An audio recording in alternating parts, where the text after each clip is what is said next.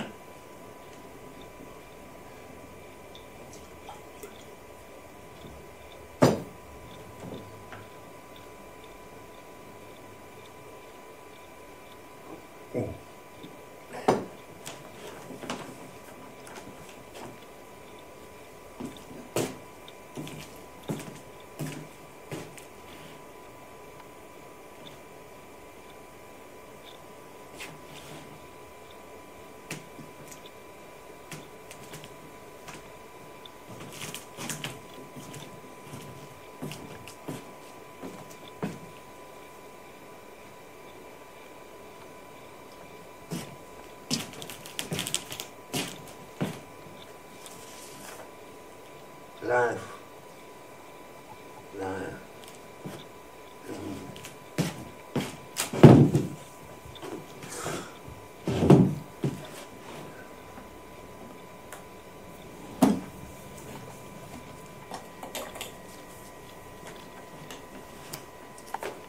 My life began in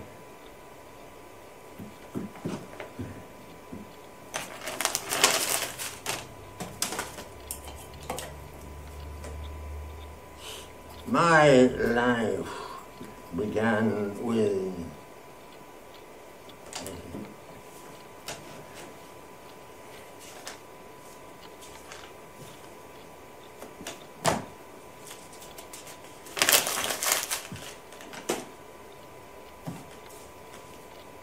my life began with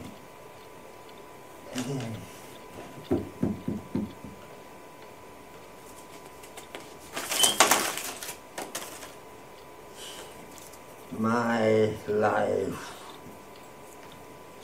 began. It's a rather incontrovertible statement. Since I am here now, since I may be here now, am I? Yes, could be, possibly, perhaps. But since I am here now, the whole rotten business must have started somewhere. Unless I'm an illusion. Ergo began, squeezed out red and mewling from between someone's thighs. Possibly my mother. The subject matter is myself. Truth, love, death. No other. What is truth, thought Pilate, washing the blood from his hand? What is love, thought Pilate, gnawing at his mother's nipple? What is death, thought Pilate, as a spade full of earth filled his mouth?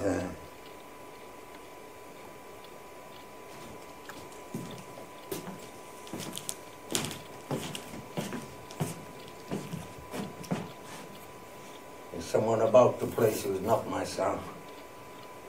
Disquieting presence, malevolent aspect.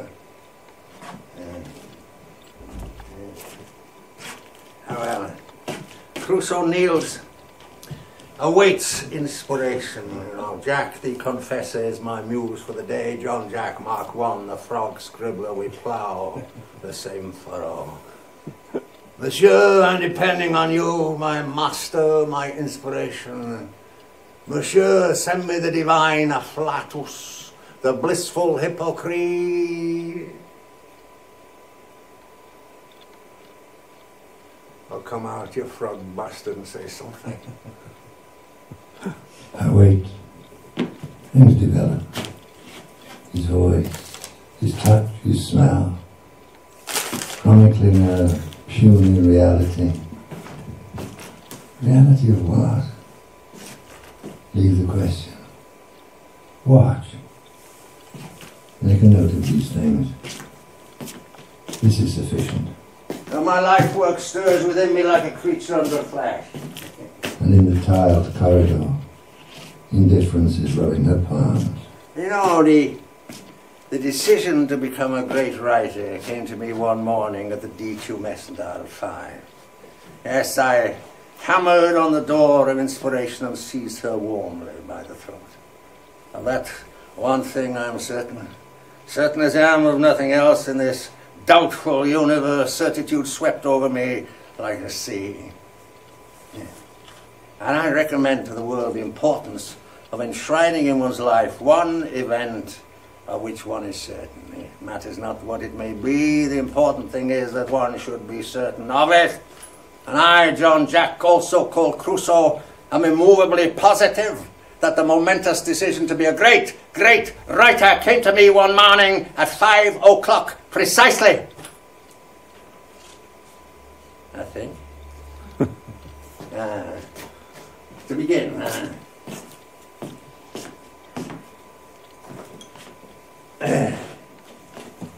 title for today: The Confessions, an autobiography of genius by John Jak Crusoe.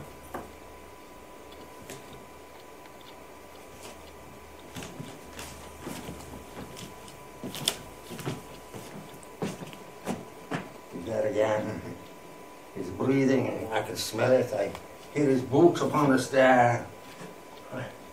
What do you want with me, world? Why doesn't it look through the keyholes of young ladies like any decent, self-respecting pervert? Pervert!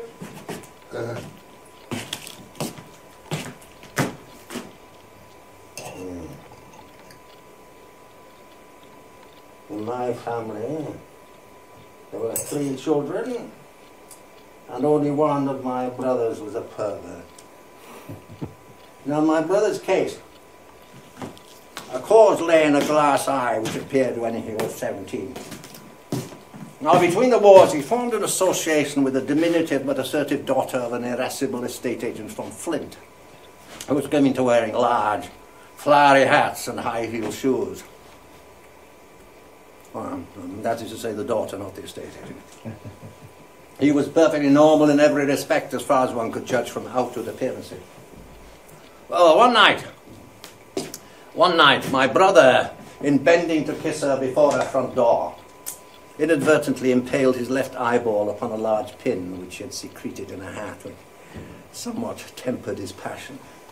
And he began squealing horribly, trampling heedlessly in the herbaceous border, imploring the lady all the while to take care where she trod, for he still had hopes of retrieving the eyeball and returning it to its wonted position. Well, the estate agent came to the door and remonstrated with my brother for rousing the neighborhood. And my brother, being servile and Welsh, blood torrenting from between clasped fingers, mumbled, I'm sorry, as if his guilty eyeball had inflicted importunate injury on the innocent hat. The affair with the daughter did not flourish. Indeed, it was some years before he could bring himself to look at a woman without covering both eyes with his hand. And in the interim, I fell into a great bitterness. And he revenged himself on womankind by encouraging susceptible damsels to caress his cheek, when by an agitation of the muscles he would cause his glass eye to leap into their palms plump, or an eventuality he could accomplish with some facility. Well, as so often happens in life, dear reader, what began as an act of deliberation very swiftly became a habit, and he found himself incapable of releasing his seed unless it was simultaneously accompanied by an ejaculation of the eyeball. A habit, I may add, which did little to recommend him to the fair sex. Well, he was fortunate one day to meet a lady who shared his proclivities for the eyeball, it becoming the centerpiece of their sexual forays. And they married. She had never been well. So many false beginnings. You know, the money I spent on paper. My passport. You know, the likeness is unflattering. It is a smile. My mother told me never to smile if I wish to make an impression. My smile does not induce warmth of feeling. At best it generates suspicion. Here, you see, against the word occupation, you will find the word writer followed by the word great in brackets. Writer great, so there can be no doubt at all about what.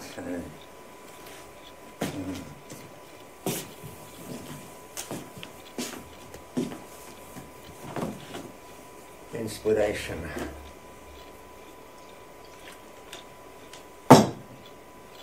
You know, my inspiration has come to me in the night, you know, in the chill void of the dead hour, the dawn hovering, the trembling hour, the grey witching heat.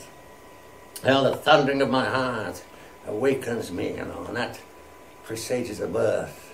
Huge imaginings begin to beat about my skull, and irresistible eruption begins to take place. It's an aesthetic wet dream.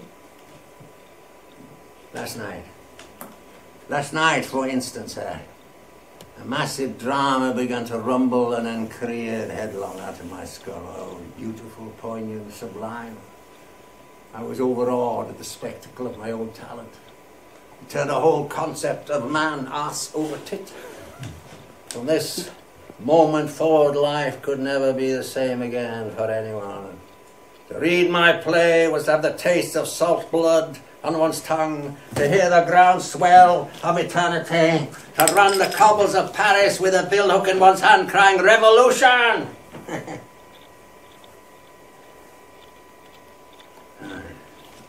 This morning the plot escapes me.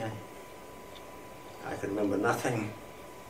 You know, from that sublime banquet not one crust remains, and that's how it always is, nothing, always nothing. I watch and wait.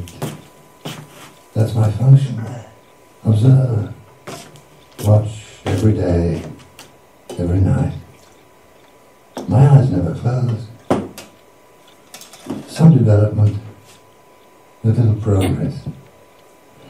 But we continue until defeated by defeat.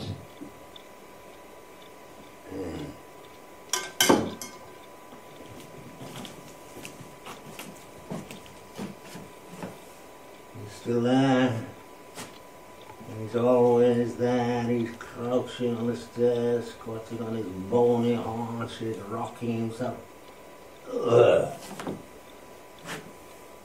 He's eating some kind of disgusting food.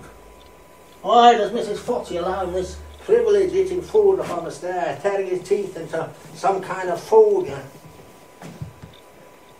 I do not seem to be able to talk to him. Why does he haunt me so? Sometimes, you know, he smiles and scribbles in his notebook. Life. Now, in my life, I have written 2,000 great works. Well, 2,433 for the pedants among us. Well, I must confess that none has been actually completed. Further, tell the truth, Crusoe, I will. None have progressed beyond the first sentence. The majority have never stumbled beyond the first word, and sometimes, oh, unendurable agony, my inspiration crumbles before the first word is complete. Also, I find the words of other men creep into my skull totally against my will. I'm cursed by an unconscious plagiarism, you see. You see, here I began War and Peace. And this is the first word of Madame Bovary, Dickens, Shakespeare, Socrates, Bacon, D'Annunzio, Dante, Baudelaire, Bacon and Heinrich von Kleist. All these which began so gloriously all about here. Happy families are stately plump Buck Mulligan. For a long time I used to go to bed early. The past is another country. Love, death, love, death, love, death!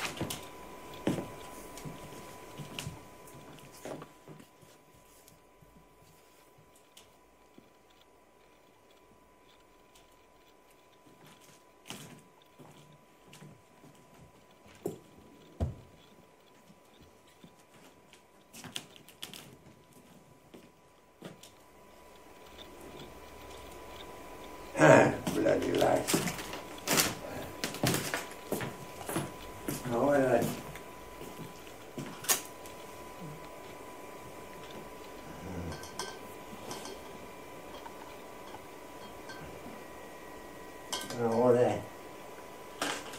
What I fear, what I tremble at is the death of my reputation, you know. And my thoughts should die, become meaningless. But I will not be meaningless. I'll defeat them all by setting down my singular, inimitable history, the progress of my body down the corridor of time. And it will be written in blood. I'll come to my aid, my muse. Send me words, words in mountains of flame. In words I will consecrate my reality. But I, in speaking of this little flame, consecrate its reality. Now this flame existed because I speak of it now. And now. And now. But who will speak of my puny, ephemeral flame when I am gone? I will! I will! I will.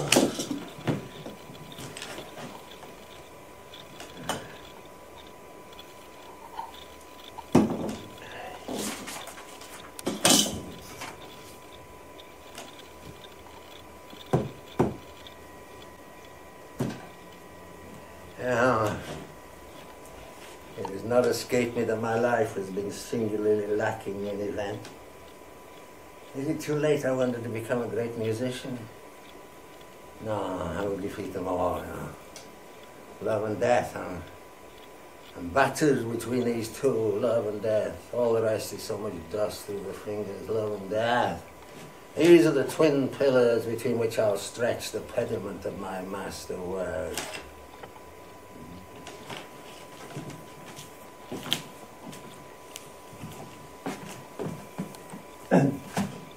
Is that the keyhole? He hears everything I say. Remove yourself, sir, or I shall urinate down your nose. Yeah, that's an unwise threat. There are some perverse brethren among us who welcome such an eventuality with squeals of delight. I'm offended by his presence. You see, for 7 years I've lived alone. Alone, that is, except for Mrs. Fontaine. Lived alone in this room, which was her bridal chamber. Here was her bridal bed. Here squeaked those springs upon which Mrs. Forte rode to ecstasy. Although I cannot conceive that ecstasy and Mrs. Forte were ever on nodding terms. And her body was so luxurious, you know, but private in its capacity. And Mr. Forte. Well, perhaps she tolerated the flailing of his puny body with widgetly disguised distaste. Like one who takes a rotten egg at the royal garden party and swallows it out of sense of patriotism. And, we do not speak now, not since the death speech, of which more later. She skirts me in the corridor with a nervous smile as if I had a mad dog with unpredictable habits. Well, how can I work with that shabby creature on the stair, huh? I cannot even pass him in order to pee, unless I postpone the pee and creep back to my haven.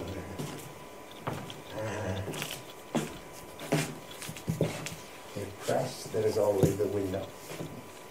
It makes a fine, glittering arc through the summer air before cascading onto the patio. Mrs. Forte is not so enamoured of the spectacle as I am. I must tell you that I am not enamoured of him. Once the cascading fountain roused her and sundry matrons from their seance. The unambiguous and unmistakable music persuaded them to draw back the curtains and goggle. How they jostled into the garden like outraged poultry, before gazing up at the sauce to see my roly-poly flab of flesh taking his ease upon the windowsill, casting pretty traceries into the summer air. And I, unable to resist that congregation of upturned faces making the sign of the cross and intoning Urbe et Orbe. Sometime later she came to remonstrate with me. Can I use this in my book? Huh? You're 14. How strange and how peculiar. What chance lighted on that particular number? Why not 50? Or 60? 70? And yet she's perfectly normal, as far as one can judge, staggering fitfully through the change, quite untouched by any shred of nobility or grace, never having thought on death. Oh, how can this be when the thought of it tolls in my skull like a leaden bell? You know? I feel it my duty to remind her of it. Mrs. Forte, I intoned in that public voice a reserve for moments of social cajolement such as this. And she was standing there, a hand planted majestically on a great swelling hip, demanding an explanation the arrears in rent. Mrs. Forte, I repeated, for I love the music of her numerical name. One day death will knock upon your door. Your breathing will cease. Your aorta will flutter to a standstill. Your fine, proud English blood will cease its lifetime's journey about your body. Your faculties will forget their function. In a word, Mrs. Forte, you will be no more. You will be nothing but a memory in the mind of a small and rapidly dwindling band of almost totally indifferent people. Oh, Mr. Crusoe, she cried and drew back, as if I'd presented her with a turd upon a shovel. Mrs. Forte, I persisted. Do you imagine that death is a never-ending coffee morning amongst chattering matrons in a boundless suburban garden where it's always summer and always 11 o'clock? Nah, Mrs. Forte. When you die, a large 40-shaped space will appear where you once lived. You'll lie in the courtesy of a pine coffin, which time will remorselessly nibble away. Grey lice will crawl through the bereavement of your sockets. Eager worms will devour even the excrement in your rotting bowels. I don't know. Coquetry will deny those little red gentlemen hygiene, Mrs. Forte, hygiene. Were it not for their diligence, your pampered carcass would offend the earth it lies in. Time, Mrs. Forte. Oh, he's a sedulous paramour. He's grinning in your glass each day. No one would stay flat to his eye. He'll love you for your rotting teeth and for your wrinkling dugs, And for his plighted troth he'll dig you trenches in your face, and for his dowry sow 1,000 vile distempers in your blood. Oh, he'll be at your bedside to suck up your last breath. He'll seal your lids with cold lips and kiss your mouth when even you stuff your nose up at your own stench. Think of that, Mrs. Forty, every day, Death, huh? Think of that, Mrs. Forty, every hour. Think of that every moment. Think of that, huh? Think of that. Think of that.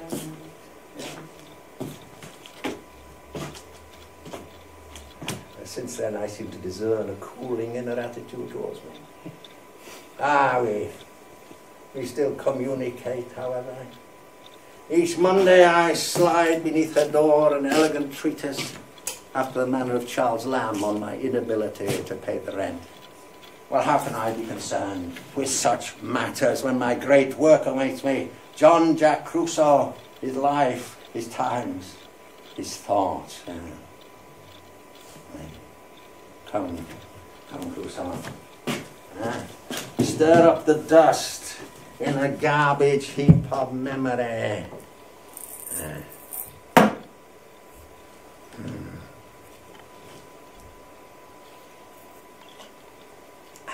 Love. Love. You know, what can I say of I never married. Well, that is undisputably true, to the best of my knowledge. You know, for a great autobiographer, my memory is remarkably hazy over certain essential events in my life, but I'm sure I would remember my marriage.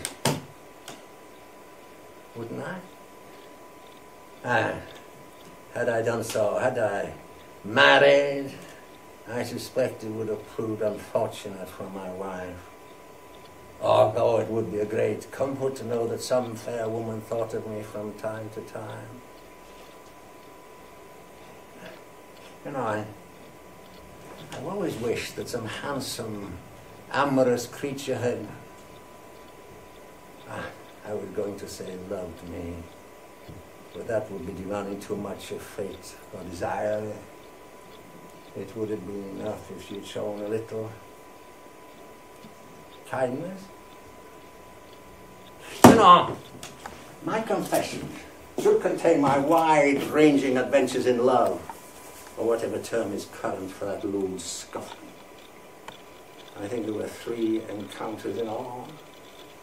All that may turn out to be a generous estimate. Squalid and injudicious affairs for the most part, unsatisfactorily begun.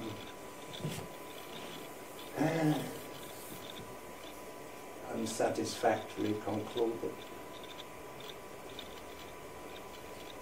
Unsatisfactory.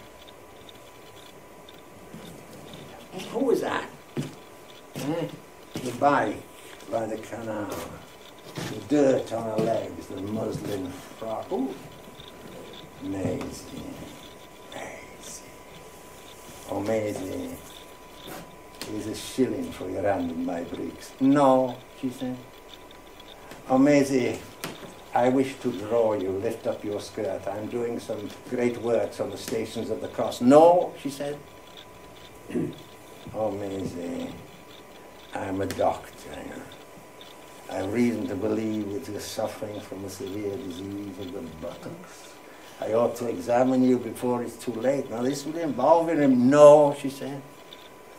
Oh, Maisie, come for a ride on the iron bar of my rally bicycle. No, she said. Oh, Maisie, here's 2 shillings for you. Oh, Maisie. Oh, Maisie.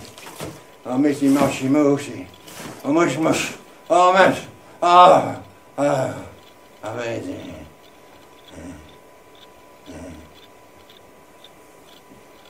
Thank God you have a proper respect for money. And then there was my encounter with the daughter of a captain of industry.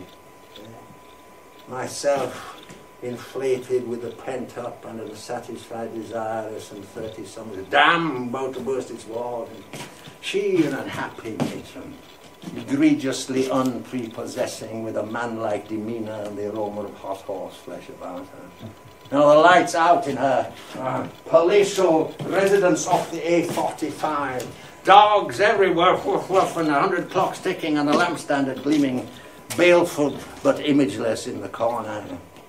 Me, night blind entirely, groping arms out, my fingers dug deep into her iron buttocks, whispering, I want ya, I want ya. Sending narrow-shouldered clocks swaying and the lampstand down crash, and the flex about my ankles, and a great wrath, and bursting in the loins, and the lust becoming rhetoric in me, and she, unfamiliar with the passions of men, being more at her ease with shy horses, galloping with me, calling out, tally-ho, hop boy, and me upon her like a savage. Oh, my God, what is happening, said she.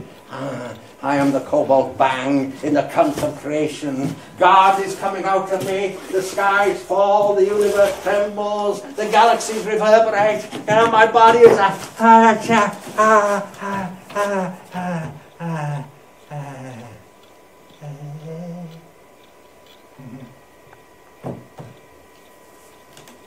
And then putting on the light for her to find her shredded bloomers. Finding an old man sitting in a chair. Me with trousers lowered and one shoe off, saying, who are you? I live, he said.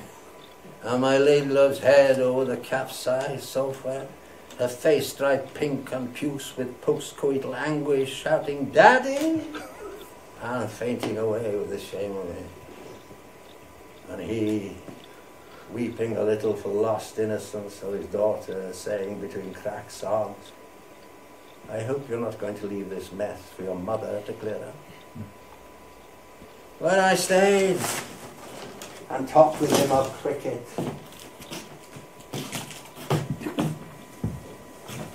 and he was mollified, almost.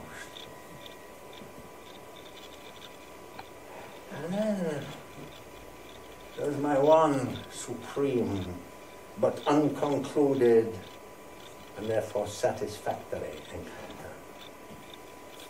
Auntie Lillian, twice removed on my dead father's side, gazing with cheerful nostalgia at the family album of sepia memories one hot August afternoon.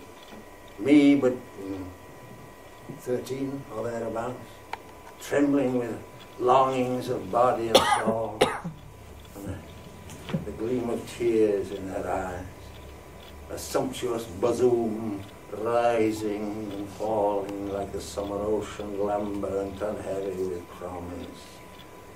And me, gazing down on that golden but forbidden landscape, the palms sweating, racked with desire, and my two hands plunging down to caress the swollen fruit of all desires, fall and shivering into my adolescent arms.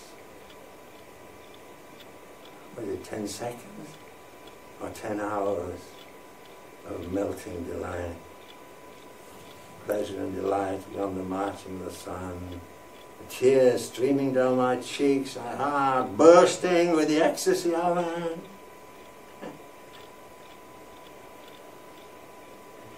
But it had to end, for her hands rose and removed mine, her face having no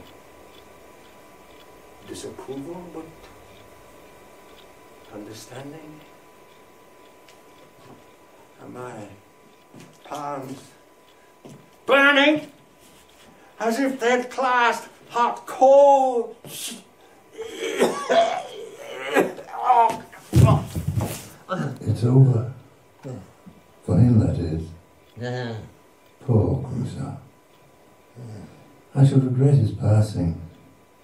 But his time has come. Time has come for him.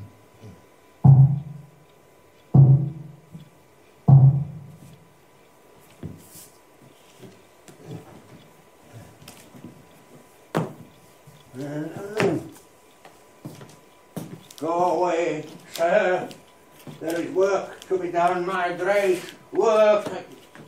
Help me, somebody. Help me.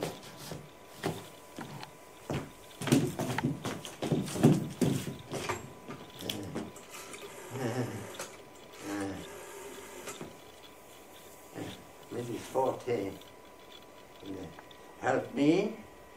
There is an interloper upon the stairs. He means to murder me, you know. No, he's not a large man.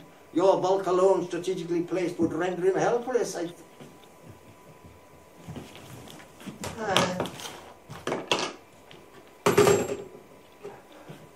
Help me, somebody!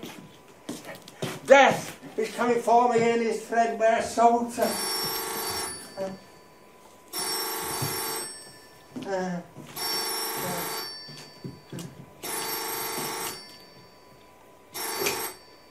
Crusoe, listen to me. I'm so sorry. Sorry. Oh, wait, give me another day. But it has to end. We're not getting anywhere. My heart goes thump thump. Sister Thrombosis has me by the heartstrings. Crusoe? Crusoe? Are you there, Crusoe? I had grown to love you somewhat. But it happens like this sometimes. Now, please, don't struggle. Struggle? No! You know that my thoughts should die. I know. I'm truly sorry, believe me. It gives me no pleasure to consign you to darkness. Darkness?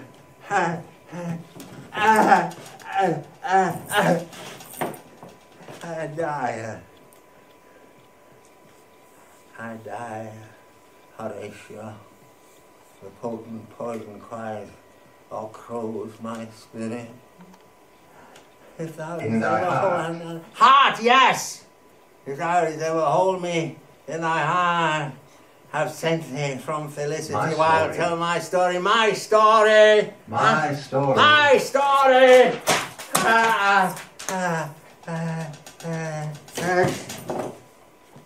Farewell, Crusoe. Poor Crusoe. Poor Crusoe. Poor Crusoe. Poor Crusoe. Poor Crusoe. Poor